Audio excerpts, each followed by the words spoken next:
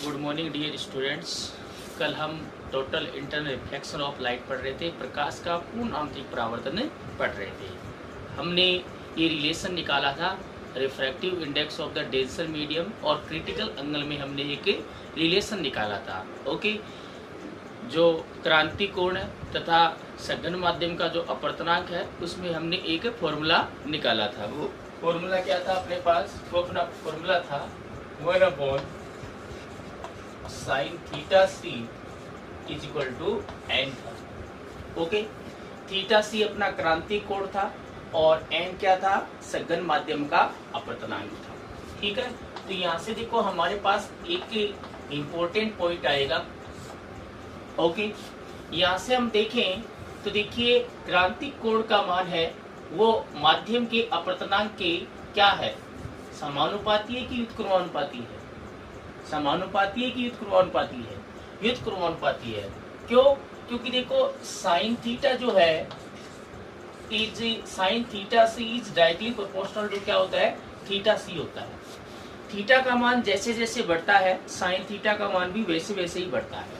Sign theta अगर theta C के समानुपाती है, that means N is inversely proportional to क्या होगा? Theta C. इसका मतलब कहने का मतलब ये है कि जिस माध्यम का रिफ्रैक्टिव इंडेक्स से ज्यादा होगा उसके लिए क्रांतिक कोण का मान कम होगा। ओके, जिस माध्यम के लिए रिफ्रैक्टिव इंडेक्स से ज्यादा होगा उसके लिए क्रिटिकल एंगल जो होगा कम होगा। ओके, और जिस माध्यम का अपवर्तनांक या रिफ्रैक्टिव इंडेक्स कम होगा उसके लिए क्रिटिकल एंगल ज्यादा होगा। ओके और नॉट ओके? ओके ओके, ये बात समझ में आ गई। अब हम इसी फॉर्मूले को अगर चाल के पदों में व्यक्त करें, किसके पदों में व्यक्त करें? चाल के पदों में व्यक्त करें, तो देखिए यहाँ पर देखो ये किसका अपवर्तनांक है, किसका रिफ्रैक्टिव इंडेक्स है? ये डेंसर मीडियम का है। हमें पता है कि हमारे पास दो मीडियम थे, ये डेंसर मीडियम था जिसका रिफ्रैक्टिव इंडेक्स हमने एन लिया था। ओके और नॉट ओके? ये हमारे पास रेयर मीडियम था, इसका रिफ्रैक्टिव इंडेक्स हमने कितना लिया था? ये एयर लिया था, तो इसका refractive index near equal to 1 लिया था। ओके, हमारी लाइट रे डेंसर से जा रही थी। ओके, जब ये इंसिडेंट एंगल था वो क्रिटिकल एंगल के इक्वल था, तब ये इस रिफ्रैक्टेड रे है वो इस इंटरफेरेंस के अलोंग हो गई थी। ये एंगल जो था आर वो 90 डिग्री आया था। ओके ओके और नॉट ओके? ओके, यहाँ से देखो अगर हम मान ले कि डेंसर मीडियम में वेलोसिटी v है, रेयर मीडियम में क्या होगी? c होगी। मान लो यहाँ पर वेवलेंथ क्या? लेमडा, और यहाँ पर एयर में वेवलेंथ क्या? लाइट की लेमडा है। तो इसी फॉर्मूले को हम अगर वेलोसिटी और वेवलेंथ के टर्म में इसको हम लिखें तो कैसे लिखेंगे? तो मैंने कहा कि हमें पता है कि जो रिफ्रैक्टिव इंडेक्स जो होता है वो वेलोसिटी के क्या होता है? इनवर्स होता है। तो इस मीडियम का रिफ्रैक्टिव इंडेक्स तो n है और इस मीडियम में लाइट की वेलोसिटी या स्पीड या जो प्रकाश की चाल है वो v है, तो व्युत्क्रमानुपाती है। तो n ऊपर है तो v क्या आएगा? नीचे आएगा v। ओके और नॉट ओके? और यहाँ पर बट्टे में इसकी क्या है? एयर का रिफ्रैक्टिव इंडेक्स है जो हमने 1 लिया था, तो वो ऊपर चला जाएगा c। या आप डायरेक्ट डेफिनेशन देखते हो रिफ्रैक्टिव इंडेक्स की, तो हमने रिफ्रैक्टिव इंडेक्स की डेफिनेशन यही देखी थी, c/v। यही देखी थी कि नहीं देखी थी? अरे देखी थी ना।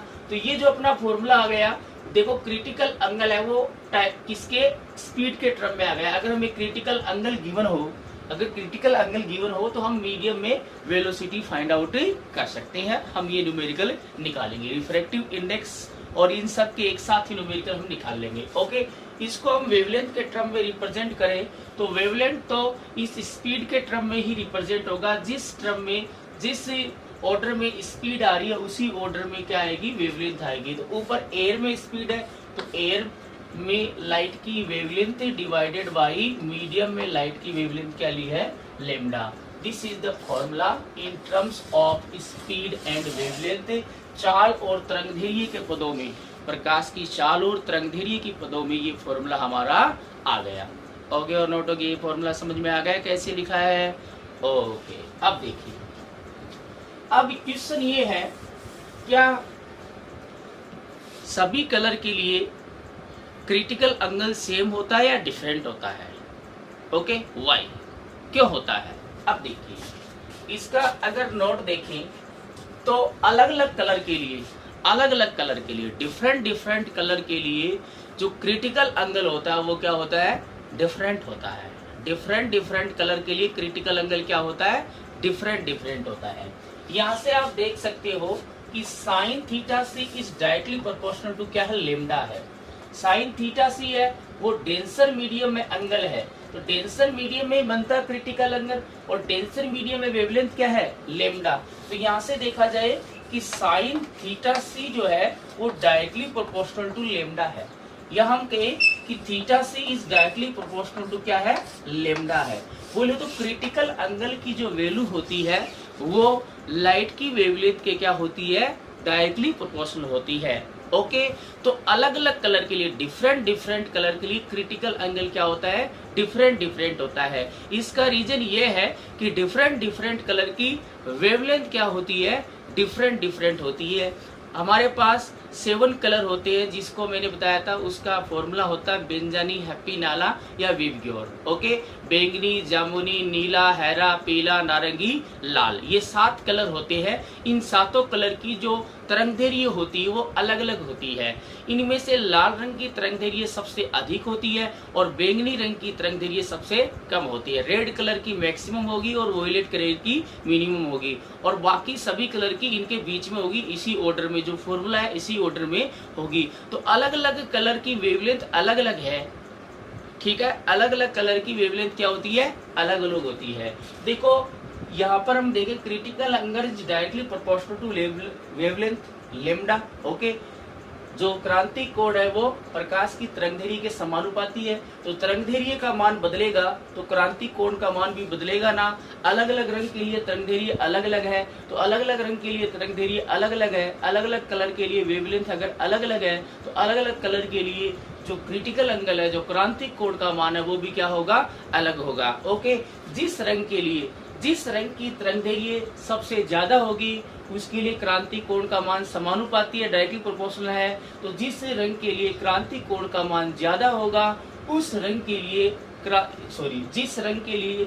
जिस रंग की तरंगदैर्घ्य सबसे अधिक होगी उस रंग के लिए क्रांति कोण का मान क्या होगा? सबसे अधिक होगा। और जिस कलर की वेवलेंथ सबसे कम होगी उसके लिए क्रांति कोण का मान सबसे कम होगा। ओके और नोट ओके, कहने का मतलब जिस कलर की वेवलेंथ ज्यादा होगी उसके लिए क्रिटिकल एंगल ज्यादा, जिसकी वेवलेंथ कम होगी उसके लिए क्रिटिकल एंगल कम होगा। ओके, तो हमारे पास 7 कलर है, रेड टू वॉयलेट। हमें पता है कि रेड कलर जो लाल कलर है उसकी वेवलेंथ तरंगदैर्घ्य क्या होती है? अधिकतम होती है। तो रेड कलर की वेवलेंथ सबसे ज्यादा होती है, लाल कलर की तरंगदैर्घ्य सबसे अधिक होती है। तो रेड कलर के लिए क्रिटिकल एंगल सबसे अधिक होगा और वॉयलेट कलर के लिए क्रिटिकल एंगल वो सबसे कम होगा। अगर हम देखें विवग्योर या बेंजानी, हैप्पी, नाला, विवग्योर,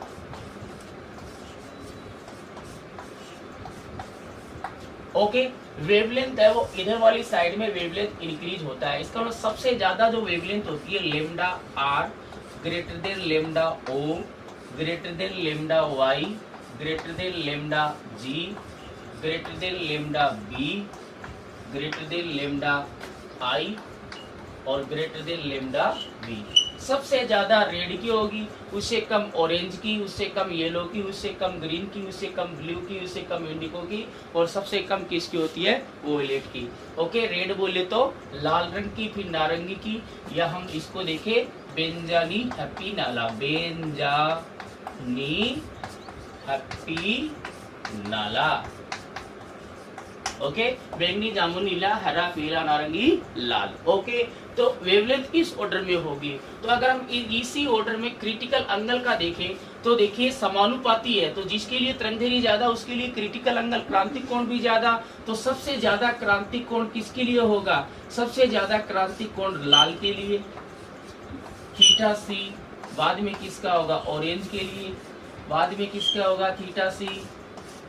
वाई के येलो के लिए, उसके बाद में थीटा सी किसके लिए होगा, ग्रीन के लिए होगा, उसके बाद में थीटा सी किसके लिए होगा, ब्लू के लिए होगा, उसके बाद में थीटा सी किसका, इससे कम किसका होगा, थीटा सी इंडिगो का होगा, और सबसे कम क्रिटिकल जो एंगल होगा वो किसका होगा, वो वोयलेट का होगा। ओके और नोट ओके।